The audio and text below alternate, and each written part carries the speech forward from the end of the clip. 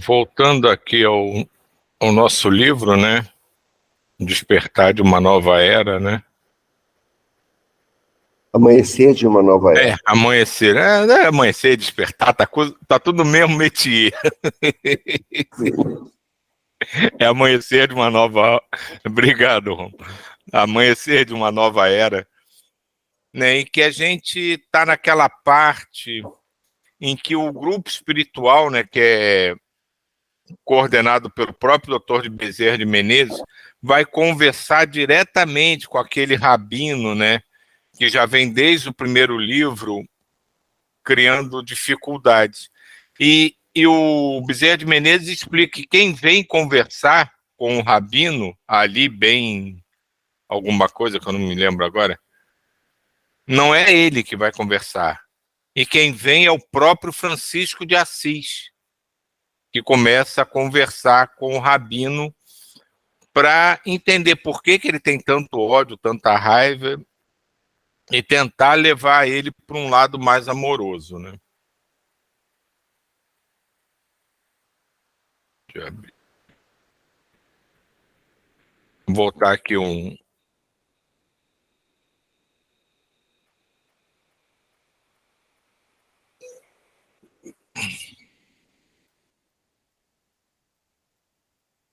Você pode voltar um pouquinho, né, Silvio? Não, tô voltando aqui.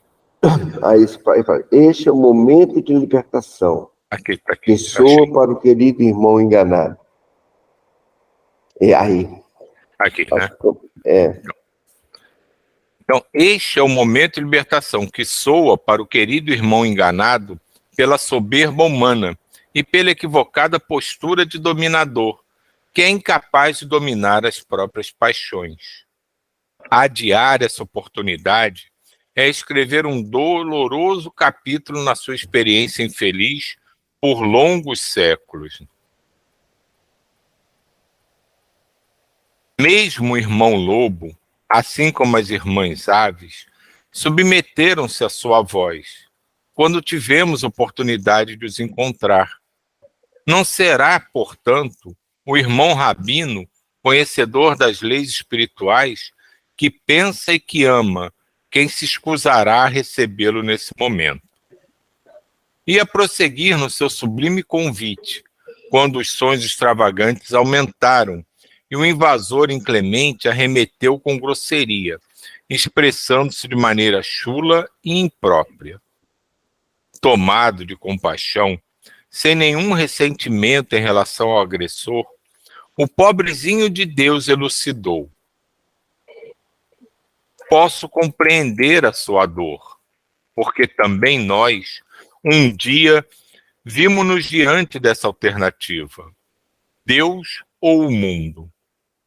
Nosso próprio genitor denunciou-nos ao bispo da cidade como dementado, filho rebelde e extravagante, e somente lhe proporcionava prejuízos, porque optara pelos infelizes. Naquele momento decisivo, como um relâmpago, podemos ver Jesus perguntando: quem é o meu pai, minha mãe, quem são meus irmãos, senão aqueles que fazem a vontade de Deus? E decidimos ser seu irmão menor. Renunciamos ao Fausto, ao apoio paterno e despimos-nos de tudo que a ele pertencia, envolvendo-me em um manto retirado de uma lata de lixo. Tudo quanto é do mundo, no mundo fica. Somente nos acompanha o que é de Deus e dele procede. Não recalcitre, pois, contra o aguilhão, aferrando-se às atitudes perversas daqueles que o maltrataram, iludidos pelo mundo mentiroso, falsamente representante de Jesus. O ouvinte explodiu num urro de desespero e ódio, retorcendo-se, vitimado pelas dores morais e evocativas da fogueira, que lhe consumiram o corpo no já distante século XV. Nunca me esquecerei, trovejou, espumando de ira. Jamais perdoarei. mesmo que me venha consumir nas chamas eternas do inferno. Odeio esse desordeiro Jesus e seus asseclas, havendo-me prometido no longo exílio espontâneo no Hades, onde me organizo com as forças da vingança, a permanecer contra aqueles que o pretendem trazer de volta, pois que preferimos o mundo como é, com as suas malícias e crueldades, desassossegos e paixões pelo prazer. Não me venha, pois, com as suas lamúrias, falando-me de humildade e de desprendimento, que não entendo o que significam. O tempo tem-me sido grande amigo, permitindo-me trabalhar na manipulação das mentes de que me nutro e a muito dos nossos companheiros sustentam, e que também se comprazem na inspiração que lhes transmitimos, ajudando-os a sair da penúria, do sofrimento e da desgraça que os desnorteiam. O Deus de Israel, poderoso e vingador, é o que tenho como modelo e que me determinou o comportamento que venho assumindo, a fim de submeter pela chibata e ferocidade os gentios miseráveis que, desde a criação, estão apartados da sua eleição. Tomado de grande ternura, o nobre Francisco interviu. Que engano cruel de raciocínio serve-lhe de apoio ao pensamento enfermo. Como pode a Terra, tão rica de concessões e beleza, neste universo de harmonia, haver sido criada para a desgraça do ser mais elevado que a habita, que é o de natureza humana? Como pode a paternidade divina ser destrutiva, desde que é a causa de tudo quanto existe? Será crível que a perfeição produza a degeneração e o desar? Que eleja pequeno grupo como sua prole e descarte toda a humanidade que o não conhece e não tem culpa da própria ignorância? O Pai que Jesus nos trouxe é todo amor e misericórdia, sendo que a rebeldia que procede da inteligência humana, ainda em fase de desenvolvimento, tem sido a geratriz do sofrimento, que a fará entender o significado da vida e dos códigos soberanos do equilíbrio e da ordem. Apesar de opiniões diferentes, somos irmãos, procedemos do mesmo útero divino e avançamos para o encontro com a verdade, que nos tornará felizes. As palavras eram repassadas de uma ternura infinita e ecoavam na sala como uma especial melodia de amor, sensibilizando os ouvintes amolentados e aqueloutros excitados, que se iam acalmando. As tubas haviam silenciado, ouvindo-se vez por outra o som terrível do chofar. No desespero que o acometia, o sofrido rabino impôs. Tudo são palavras sem significado. Aqui estou sitiado, traído mais uma vez, havendo tombado na armadilha soez que me prepararam. Vim para a luta e não para ser aprisionado, e, assim, mudar de opinião, sob a injunção das suas forças de opressão. Exijo que me sejam franqueadas portas de saída, para que retorne ao campo de ação com os meus seguidores. Serenamente, o sol de Assis, repassando pela memória o que faria Jesus em circunstância idêntica, esclareceu. Na situação que o irmão se encontra, não há como impor condições. Ninguém o traiu ou sequer programou-lhe a armadilha. Desde que foi você quem veio com as suas tropas ameaçadoras, sitiando a casa do Senhor e ameaçando as vidas que aqui se reúnem para o Festival do Amor. Adentrou-se espontaneamente, havendo mandado o grupo de frente para preparar o campo onde a sua altivez devesse imperar. Também conheci de perto a guerra, nos dias em que estive na terra, e como a minha é a batalha contra os inimigos internos e não os de fora, caí nas mãos daqueles que eu supunha meus adversários, e fui encarcerado, experimentando o opróbrio que me preparou para o chamado do Senhor. Posteriormente, para que eu pudesse amar os irmãos da cidade, onde fui reduzido ao que realmente sou, nada. Foi ali, no entanto, que o meu Senhor me libertou e me concedeu a honra de servi-lo. Não lhe parece que ocorre o mesmo em relação ao amigo que não é combatente, embora cultive a guerra, mas necessitado de luz e de compreensão? Aqui só rapidinho fazer aqui uma digressão aqui. Eu acho muito bonito quando ele fala, né, o que realmente sou, nada. E isso faz parte de uma... Faz parte de quase de um apontamento íntimo, né, dessa falange franciscana, né? Uma vez conversando com um frade franciscano, né, uma das máximas, né, que eles cultivam muito, né, em relação a todo mundo, a todo o universo, né, é se conscientizar cada vez mais que eu não sou nada nem ninguém, mas não necessariamente ao pé da letra, né? É em relação à grandeza do universo, do amor divino, né?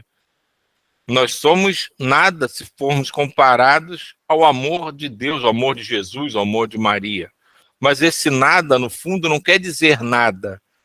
É assim uma demonstração de extrema humildade, de reconhecer que nós somos partícipes de todo esse amor, mas que não somos de forma alguma importantes em termos de unidade, de ser único. Que a nossa importância está de somar, de se juntar a tudo isso, né?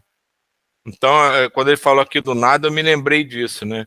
Essa coisa, né? E isso é mais ou menos um dos meus mantras, né? Eu tenho vários, né?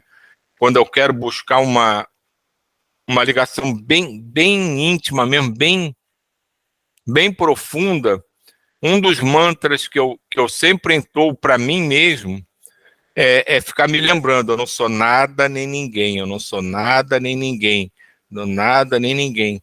Porque a gente na Terra tem um envolvimento com as coisas da Terra muito grande. E isso sempre, de alguma forma, pega ali o nosso, nem que seja o dedo mindinho, mas pega pelo nosso pé, a nossa vaidade, o nosso ego, os nossos prazeres que a gente reconhece na Terra, né, as coisas que a gente acha que são boas na Terra, né? Então, isso é um exercício muito interessante que eu faço, para mim dar certo, né? E que os franciscanos, em geral, eles trabalham muito, essa humildade verdadeira, né? Saber que todos somos um, todos fazemos parte de um grande todo, mas que individualmente, comparado a tudo que está aí, nós aqui somos maravilhosos. Mas qualquer um de nós sozinho é muito pouco diante do que nós todos somos juntos. Eu concordo, mas eu vejo de uma forma mais... Nós somos uma centelha divina, né? A gente está falando de oração normal, outra oração que a gente... Foi Francisco também. Alma, alma, alma, centelha divina. Cada alma é uma centelha divina, né? O indivíduo que faz o coletivo. São várias centelhas divinas que acendem esse caminho e todos são importantes, né? Quando a gente fala, não fala nada, é exercer a humildade e colocar o ego, né, no lugar dele, que é muito importante. Mas como todos somos importantes, né? Tanto é que o próprio Francisco veio para lidar com o Rabino. né? Quer dizer, todos são importantes e todos têm que ser resgatados, porque todos nós somos uma centelha divina. Por mais apagadinha que esteja, somos uma centelha divina. E cabe-nos a busca do conhecimento aqui, a busca da oração, o exercício da humildade, para aumentar essa chama de amor, né? Com certeza, né? Que o exemplo maior do que o próprio, como você falou, né? O exemplo dele vir aqui, né? Vou descer lá do alto onde eu tô para conversar com esse cara que está aqui dizendo que Jesus não presta, né? Que tudo isso aqui é balela, né? Olha a humildade de Francisco, né? E olha a importância de resgatar um irmão.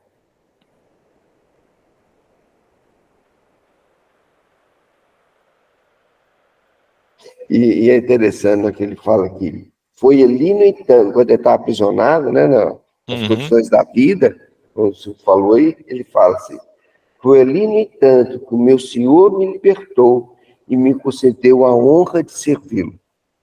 Mais cedo estava conversando com o Silvio também sobre a dor, receber a dor, né? Às vezes a gente fica preso na dor, e às vezes é a dor que vai nos libertar.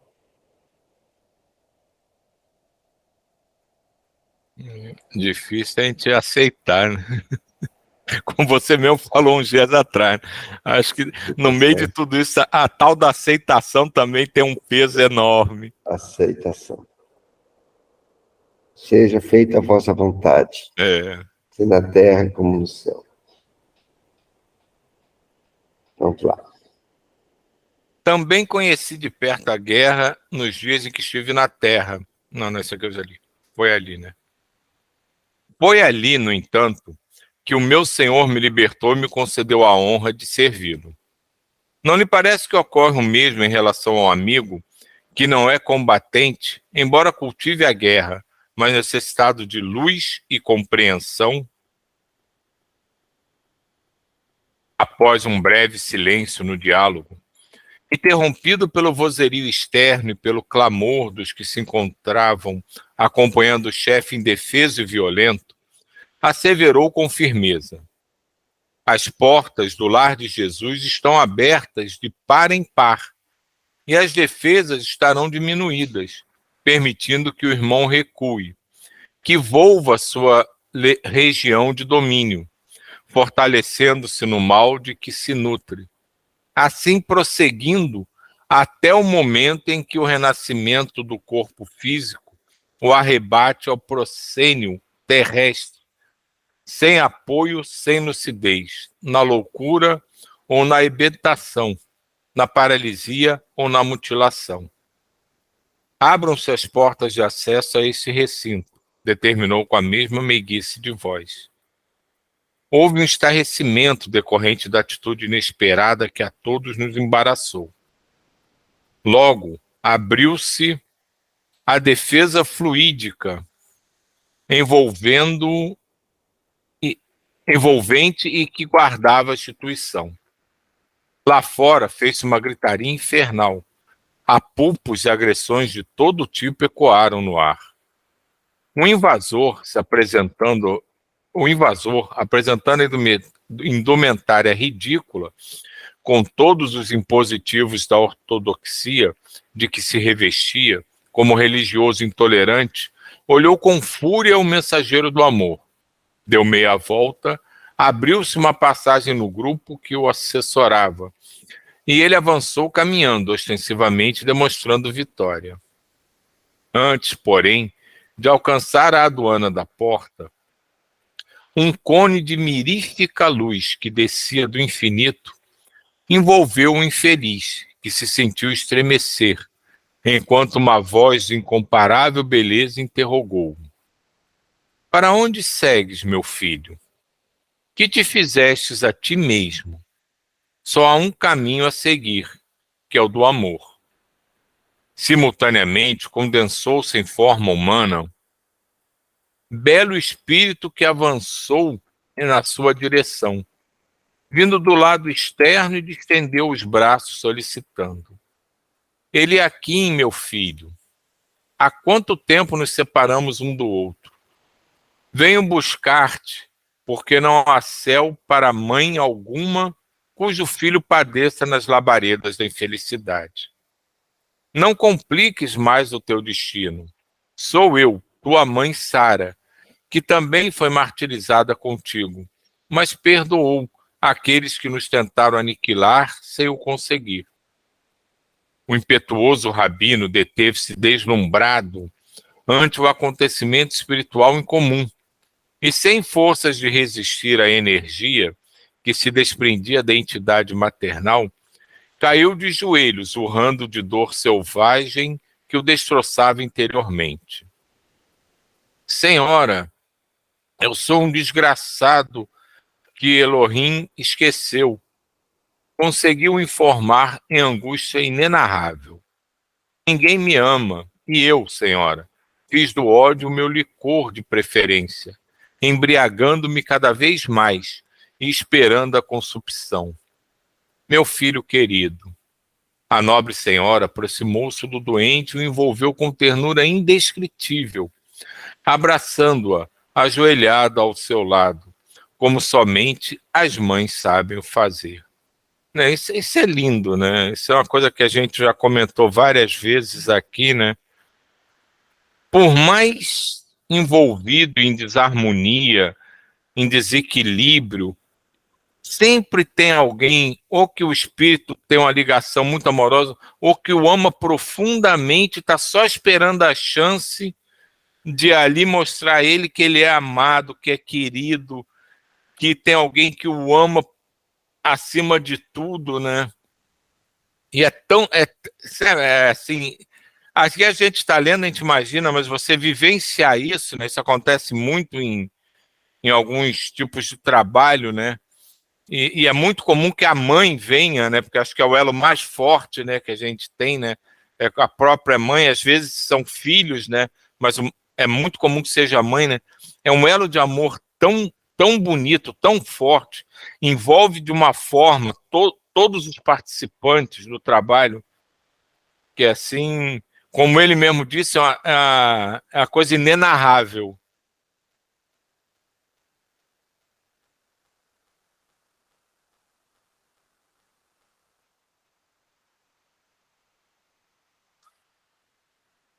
Então a nobre senhora aproximou-se do doente e o envolveu em ternura indescritível, abraçando-o ajoelhado ao seu lado, como somente as mães o sabem fazer.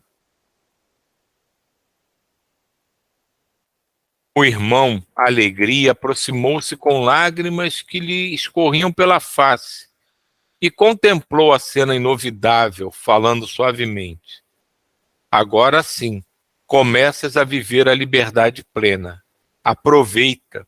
Esta é a resposta de Jesus aos teus clamores, demonstrando-te quanto te ama.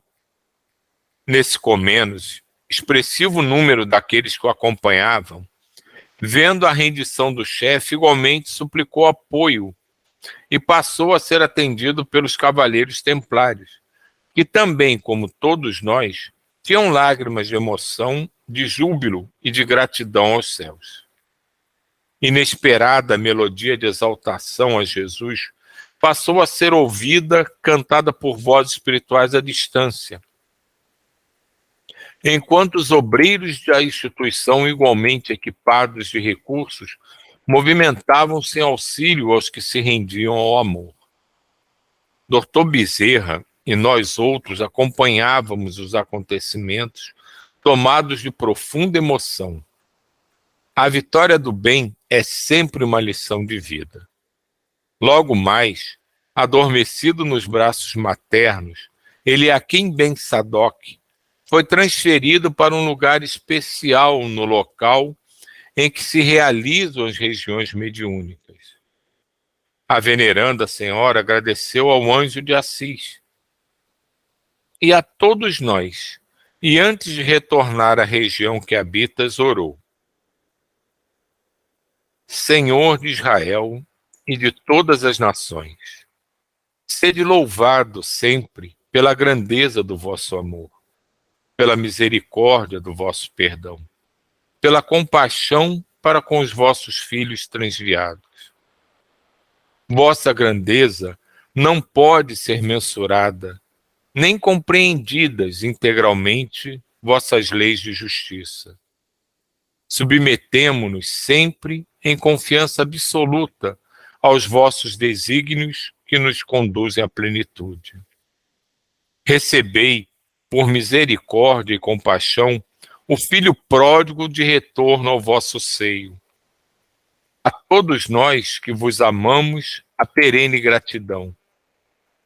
Era visível a sua emoção, e de imediato entrou no tubo de luz e diluiu-se ante os nossos olhos orvalhados de pranto.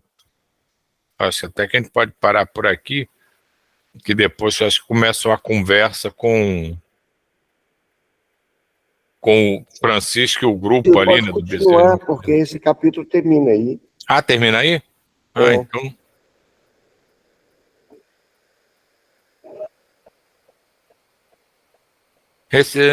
Aqui. A todos nós que vos amamos, a perene gratidão. Era visível a sua emoção. De imediato entrou no tubo de luz e diluiu-se ante os nossos olhos orvalhados de pranto. Igualmente, o santo de Assis, depois de breves palavras de afeto e gratidão a Hermano e ao Dr. Bezerra, acompanhado pelos seus irmãos devotados, retornou à esfera feliz de onde procedeu, deixando-nos dominados por inexcedível felicidade. O diretor Hermano, com voz embargada, acercou-se-nos e apenas moveu a cabeça em sinal de gratidão e de paz, enunciando uma oração de recolhimento e de alegria sem palavras. Olhamos o relógio na parede da sala que assinalava 3h30, do dia caminhando para a luz.